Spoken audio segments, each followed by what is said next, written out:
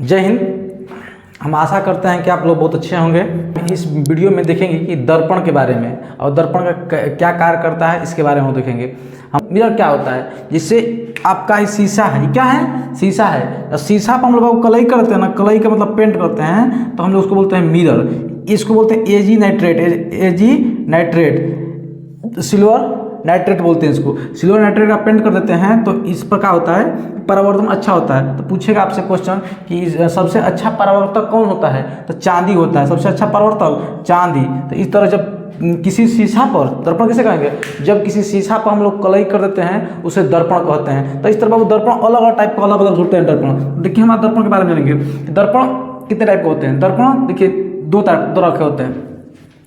दर्पण दो तरह के होते हैं, एक हो गया समतल दर्पण, एक हो गया गोलीय दर्पण, एक हो गया प्लेन मिरर और स्फेरिकल मिरर। आज जब स्फेरिकल मिरर तोड़ेंगे हम लोग, अवतल दर्पण, एक हो गया उत्तल दर्पण। देखिए इस फिगर बनाते चलते हैं हम लोग। ये हो गया दर्पण, आपका दर्पण देखो ऐसे होगा, ये हो गया हमारा शीशा, और शीशा पर हम पेंट करते क्या हो गया, ये दर्पण हो गया। क्या हो गया, दर्पण। अब देखिए इसमें का इस समतल दर्पण कैसे कहते हैं, जब पूरा प्लेन रहता है उसे समतल दर्पण कहते हैं। प्लेन रहता है उसे समतल दर्पण कहते हैं, पूरा प्लेन। इसमें स्फेरिकल मिरर मतलब गोला, गोला हो गया आपका, क्या हो गया, गोला। और गोला को हम लोग ये हो गया गोला, इसको पेंट कर देते हैं तो हम लोग क्या हो गया, ये दर्पण, क्या हो गया, दर्पण। तो देखिए इस तरह से दर्पण बनता है, ठीक। तो अब देखिए इसको जब दो तरह से तोड़ते हैं, यानी इसको जब बांट देते हैं तो हमारा दो बनता है, एक हो गया अवतल दर्पण, एक हो गया उत्तल दर्पण। तो अब अवतल दर्पण ऐसे रहता है, जिसका उभरा हुआ सतह होता है उसको क्या बोलते हैं, जिसके उभरे हुए सतह पर कलई करते हैं उसे अवतल दर्पण कहते हैं, यानी कनकेव मिरर कहते हैं। जिसके धंसे हुए भाग पर ही कलई करते हैं उसे क्या बोलते हैं, कन्वेक्स मिरर कहते हैं। तो मिरर कितने टाइप के, दो तरह के। ये हो गया आपका अवतल दर्पण, ये हो गया उत्तल दर्पण। देखिए ये ध्यान दीजिए, हमेशा हम जब कलई करेंगे तो कलई करते हैं बाबू राइट साइड में, एकदम ध्यान से दाएं साइड में हम लोग कलई करते हैं। देखिए इसमें भी हम दाएं में किए हैं, इधर भी दाएं किए हैं। देखिए अवतल दर्पण का क्या हो जाएगा डेफिनेशन आपका, कि जिसका उभरा हुआ सतह हो और उसे उभरे हुए सतह पर कलई किया गया हो उसे हम लोग अवतल दर्पण कहते हैं। उत्तल दर्पण क्या कहेंगे, जिसका धंसा हुआ सतह हो, धंसे हुआ सतह पर हम लोग कलई करते हैं उसे कन्वेक्स मिरर कहते हैं, और उत्तल दर्पण कहते हैं। कोई दिक्कत नहीं हुआ होगा आपको, यानी मिरर आपको समझ में आया होगा कि दर्पण देखिए अब एक बार दोबारा समझाते हैं कि दर्पण क्या होता है।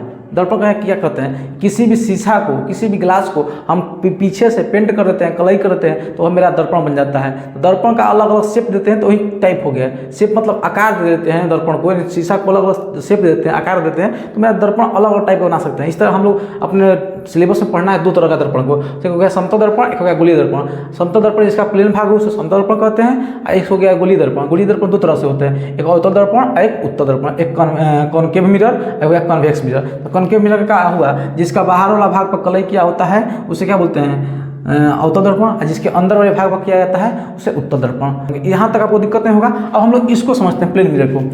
दिक्कत नहीं ना हुआ होगा आपको, आगे चलते हैं। ये मेरा क्या होगा बाबू, यही ना समतल दर्पण है। हम आपको बताया है ना बाबू कि जो प्लेन होता है शीशा यही होता है, जब इसको कलई करते हैं क्या करते हैं, तो कलई करते हैं तो क्या बनता है मेरा दर्पण। एक इसमें याद रखिएगा आपको कि जब भी समतल दर्पण कोई प्रकाश आती है, जब भी समतल दर्पण पर प्रकाश आती है, इन 90 डिग्री पर आती है तो इसी तरह वापस जाती है। रिफ्लेक्शन इसका इधर से आएगी ही तो इधर लौट के चल जाएगी। इसका यही होता है। इसका फोकस दूरी, इसका पूछेगा कि समतल दर्पण का फोकस दूरी,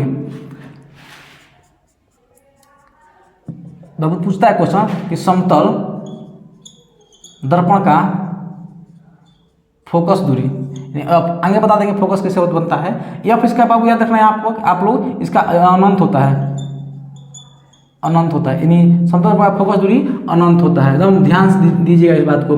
ये पूछता है क्वेश्चन, जब भी इससे प्रकाश लाते हैं तो उसी दिशा में वापस उसी पथ पे वापस लौट जाता है। क्या कहें, इसका कैसे इमेज बनता है, देखिए कैसे बनाएंगे हम लोग। समतल दर्पण ये हो गया आपका समतल, बोलते हैं पोल, ध्रुव इसको बोलते हैं। पोल किसे कहते हैं, किसी भी दर्पण के मध्य बिंदु को हम लोग पोल कहते हैं, ध्रुव कहते हैं। ध्रुव यानी पोल कहते हैं। तो किसी भी दर्पण के मध्य बिंदु को पोल कहते हैं। तो मान लीजिए हम एक व्यक्ति को यहाँ पर खड़ा कर दिए हैं, मान लीजिए कोई है व्यक्ति, चलिए व्यक्ति हम बनाते हैं, कहाँ टेंशन लेते हैं। लीजिए हमको ड्राइंग बनाना था बाबू, देखिए ये चकलोरिया इसको बना दिए हम, इसको खड़ा कर दिए। तो बाबू एक ध्यान दीजिएगा कि हमको कोई भी इमेज बनाने के लिए, प्रतिबिंब बनाने के लिए कम से कम 2 रे की आवश्यकता होती है, 2 रे। तो एक रे इसके यहाँ से ले जाएंगे बाबू, देखिए यहाँ से गया कि नहीं, तो यहाँ से जाएगा तो इसी पथ पर वापस लाएगा, दूसरा ले जाएंगे यहाँ से, इसके आँख से, यहाँ से ले गए, यहाँ से इस दिशा में वापस आएगा नहीं, गया इधर, ये हो गया आपतित किरण, ये हो गया परावर्तित किरण। समझ में आ गया होगा आपको। अब देखिए जब कटता नहीं है बाबू, इसको कभी रे कटती है, लेकिन हम लोग जबरदस्ती इसको कटाएंगे, काल्पनिक कटाएंगे, डॉटेड लाइन से कटाएंगे, इमेजरी लाइन से कटाएंगे, तब बाबू वहाँ पर काल्पनिक प्रतिबिंब बनता है। देखिए हम कैसे बनाते हैं इस चीज़ को, देखिए ध्यान दीजिएगा कि हम अगर नहीं कटता है तो हम लोग जबरदस्ती इसको कटाते हैं, कटाने का प्रयास करते हैं। देखिए क्या हुआ, देखिए तो इसको हम डॉटेड लाइन से देखेंगे नहीं, आभासी किरण है कि नहीं, ये क्या है, आभासी किरण है, तो हम इसको डॉटेड लाइन से बढ़ा दिए। देखिए ई किरण यहाँ पर कट रही है, कट गई कि नहीं, यानी अब देखिए हमारा इमेज कैसे यहाँ बना कि नहीं, जो बकलोलिया थी यानी यहाँ बन गई बकलोलिया, बनी कि नहीं बकलोलिया। तो देखिए इसमें क्वेश्चन क्या बनता है, क्वेश्चन बनता है कि हमारा जो वस्तु है यानी पोल और वस्तु है, कोई वस्तु है, कोई ऑब्जेक्ट है, तो अब इसको बोलते हैं ऑब्जेक्ट डिस्टेंस, यानी वस्तु दूरी। तो यहाँ से लेकर यहाँ तक की दूरी समान रहती है, यहाँ ये दूरी, इसको बोलते हैं वस्तु दूरी, इसको क्या बोलेंगे, प्रतिबिंब दूरी, यानी इसको बोलते हैं प्रतिबिंब दूरी। तो बाबू तो जो वस्तु दूरी होती है, यानी वस्तु दूरी हमेशा बराबर होती है प्रतिबिंब दूरी के। दूसरा क्वेश्चन, जितना बड़ा वस्तु की ऊंचाई और प्रतिबिंब की ऊंचाई आपस में बराबर होती है, ऊंचाई यानी जितना दूर वस्तु रहेगा उतना दूर मेरा प्रतिबिंब बनेगा, दर्पण के पीछे बनेगा, दर्पण के पीछे बनेगा।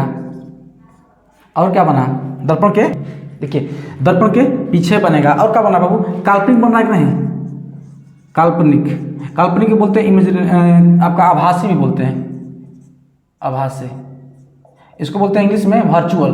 क्या बोलते हैं, वर्चुअल। जब भी डॉटेड लाइन से बनता है उसे वर्चुअल, वास्तविक प्रतिबिंब, काल्पनिक प्रतिबिंब आप लोग थोड़ा बहुत पढ़े होंगे। वास्तविक प्रतिबिंब क्या कहते हैं, जब वो वास्तविक कटान से मिलती है तो उसे वास्तविक प्रतिबिंब कहते हैं। जब आभासी कटान से मिलती है उसे आभासी या काल्पनिक प्रतिबिंब इंग्लिश में कहते हैं वर्चुअल प्रतिबिंब इमेज। तो अब क्या कहता है क्वेश्चन, मान लीजिए हम यहाँ हम घूम रहे हैं ना, इसे थोड़ा घूमे ना तो इसमें थोड़ा तेज घुमाएगा, तो हम कहेंगे अगर थीटा कोण से हम लोग घूम रहे हैं तो इसमें 2 थीटा कोण से दिखाएगा कैसा है इमेज को, यानी हम लोग हल्का सा घूमे ना बाबू तो उसमें बहुत तेज घुमा देगा। और क्या होगा कि हम अगर x किलोमीटर प्रति घंटा के स्पीड से दौड़ रहे हैं तो उस इमेज को दिखाएगा हमको 2x किलोमीटर प्रति घंटा के स्पीड से, यानी इसमें दोगुना कर देता है। तो ध्यान दीजिएगा, जब भी काल्पनिक प्रतिबिंब बनेगा तो सीधा बनेगा, एकदम ध्यान से बाबू, सीधा बनता है। काल्पनिक प्रतिबिंब सीधा बनता है, इमेज बनता है, काल्पनिक बनता है, हमेशा काल्पनिक बनेगा, हमेशा काल्पनिक बनेगा। इसका फोकस दूरी क्या होती है, तो इसकी फोकस दूरी हमेशा होती है अनंत का साइन होता है इसे, यानी इसकी फोकस दूरी अनंत होती है। इस वस्तु दूरी और प्रतिबिंब दूरी हमेशा बराबर होती है, वस्तु की ऊंचाई और प्रतिबिंब की ऊंचाई हमेशा बराबर होती है।